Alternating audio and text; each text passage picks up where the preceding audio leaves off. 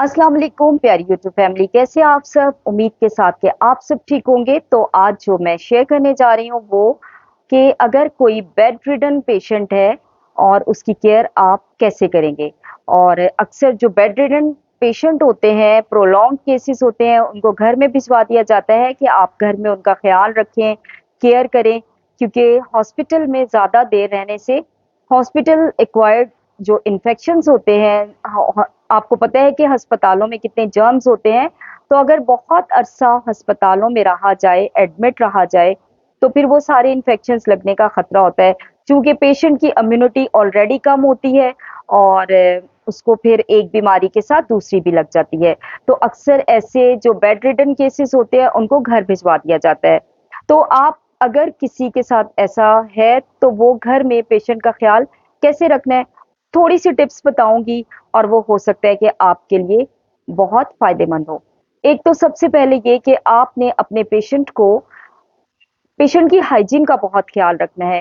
Head to to उसकी cleanliness का, यानी कि सर से लेके पांव तक आप उसकी सफाई का ख्याल रखेंगे, क्योंकि सफाई निसफ ईमान के साथ साथ आपकी तंदुरुस्ती भी है, आपकी सेहत भी है और आपको बहुत सी कॉम्प्लिकेशन से बचाती है। अगर आप साफ सुथरे रहेंगे, कोई और जब कोई मरीज होता है, जब कोई बीमार होता है, तो देखिए वो खुद से तो कुछ भी नहीं कर पाता। और मैं इस वक्त बात कर रही हूँ बेड रिडन की, कि जो बिस्तर पे पड़े हुए मरीज होते हैं। आप उनको सबसे पहले आपने उसकी हाइजीन का ख्याल रखना है।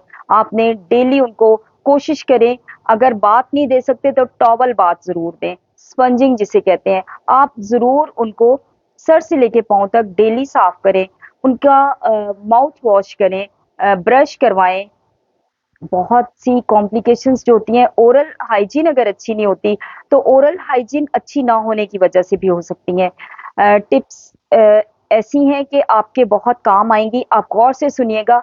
और हर ऐसा नहीं है, हमारे मुल्क में इतना नहीं है कि हम जो है वो नर्सेज हायर कर लें, क्योंकि इकोनॉमिकली काफ़ी एक्सपेंसिव होता है।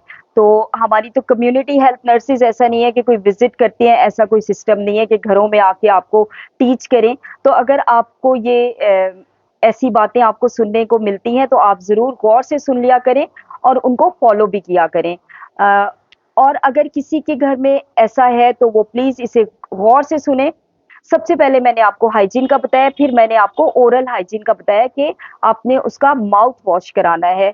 और अच्छी तरह ओरल हाइजीन से भी अगर ओरल हाइजीन अच्छी नहीं होगी तो बहुत से प्रॉब्लम्स हो सकते हैं। सबसे पहले तो ओरल थ्रश हो सकता है, मुंह में छाले हो सकते हैं। और मरीज के लिए अगर एक एक तो वो बीमार है और साथ साथ ये जो छोटी छोटी प्रॉब्लम्स अगर उसके साथ हो जाएंगे तो वो और भी ज्यादा तकलीफ दे होती हैं। तो आपकी एफर्ट और आपकी केयर से पेशेंट बहुत जल्दी इम्प्रूव कर सकते हैं। और आपने उसका ये ख्याल रखना है कि आपने उसकी पोजीशन चेंज करनी है, मोबिलाइज करना है। अगर आपने 2 घंटे एक करवट पे रखा है तो 2 घंटे के बाद उसकी करवट चेंज करें, उसके पैरों को, टांगों को मूव करें, मोबिलाइज करें। अगर आप फिजियोथेरेपी कर सकते हैं तो जरूर सीख लें और उनकी फिजियोथेरेपी करें। इससे भी आपका पेशेंट बहुत जल्दी रिकवर हो जाएगा। फिर उसके बाद आपने उनकी जो है जो जो मेडिसिन हैं वो टाइम पे दें। मेडिसिन टाइम पे देंगे तो देखें उससे इम्प्रूवमेंट और अच्छी होगी। इसमें बिल्कुल आपने नेग्लिजेंसी नहीं करनी है कि टाइमिंग्स जो है मेडिसिन की डोजेस में या मेडिसिन आप जो दे रहे हैं उसमें बिल्कुल आपने टाइम को आगे पीछे नहीं करना है। जो टाइम आपको बताया गया है उसी टाइम के मुताबिक आप मेडिसिन दें। और इसके अलावा आपने पेशेंट की डाइट का बहुत ख्याल रखना है, क्योंकि बीमार आदमी का दिल नहीं चाह रहा होता खाना खाने पीने को, लेकिन आपने उसके साथ साथ उसके इनटेक और आउटपुट, यानी कि वो कितना पी रहे हैं, कितना खा रहे हैं और स्टूल पास कर रहे हैं, यूरिन पास कर रहे हैं और कितना कर रहे हैं, कितनी दफा कर रहे हैं। तो घर में ये अगर आपका कोई बेड रिडन पेशेंट है और घर में आप ये चंद बातें फॉलो कर लेंगे तो आप देखिए, आप जो भी उनके स्पेशलिस्ट होंगे आप उनको कन्वे कर सकेंगे कि भाई ये पेशेंट जो है हमारा ओरली अच्छा नहीं ले रहा। अगर वो बाय माउथ अच्छा नहीं ले पा रहे तो फिर आपको वो सजेस्ट करेंगे कि आपने क्या करना है। अगर आप उनकी डाइट का ख्याल नहीं रखेंगे तो पेशेंट वीक होता चला जाएगा और जब वीक होगा तो उसकी इम्यूनिटी बिल्कुल अच्छी नहीं होगी और जब इम्यूनिटी लो हो जाती है तो फिर बीमारियां और ज़्यादा हमला करती हैं। क्योंकि देखिए कुव्वत मदाफ़ियत ही तो आपको प्रोटेक्ट करती है, आपको बीमारियों से बचाती है। आपका जब इम्यून सिस्टम अच्छा होता है तो आपकी बॉडी बीमारियों के खिलाफ लड़ सकती है। तो ये चीज़ें हैं, चंद पॉइंट्स मैंने आपको बताए हैं, आपने इन पे अमल करना है और पेशेंट को जब आप मोबिलाइज़ करेंगे, अगर पॉसिबल हो बेड रिडन पेशेंट को भी आप व्हीलचेयर पे बिठा के सपोर्ट देके आप थोड़ा-सा फ्रेश एयर में ले जाएँ, तो इससे भी पेशेंट के लिए बहुत अच्छा है क्योंकि फ्रेश एयर में जब वो ब्रीथ करेगा, तो आप देखेंगे फ्रेश एयर वो इन्हेल करेगा।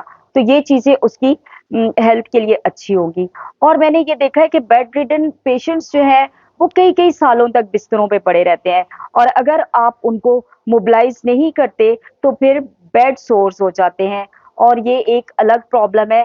फिर नेक्स्ट वीडियो में हम इसको शेयर करेंगे और आप इन चंद बातों को ज़रूर अगर किसी का बेड रिडन पेशेंट है, तो फ़ॉलो कीजिएगा, देखिएगा कि आपका पेशेंट बहुत जल्द बेहतरी की तरफ आएगा।